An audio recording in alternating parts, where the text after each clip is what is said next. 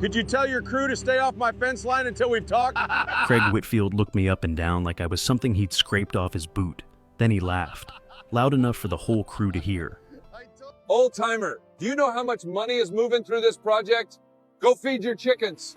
Men are working here. He turned to his crew and said it louder. Somebody get this man a rocking chair. They laughed. Phones came out.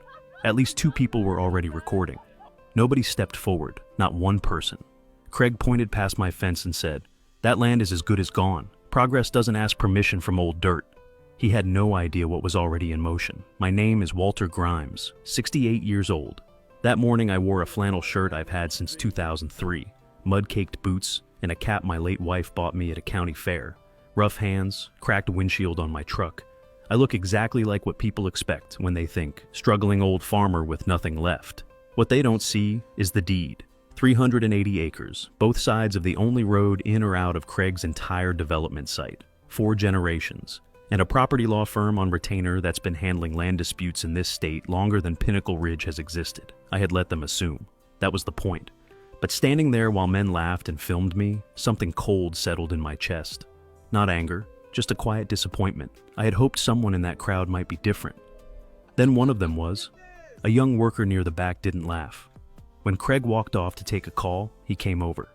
His name was Jesse Caldwell. He said, Sir, I'm sorry. That wasn't right. My work glove had fallen in the mud. He picked it up without being asked, wiped it on his jeans, and handed it back. He had no idea who I was. He was just decent.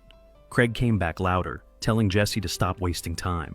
Jesse didn't argue, but he didn't move away from me either. He just stayed put until Craig gave up and walked off.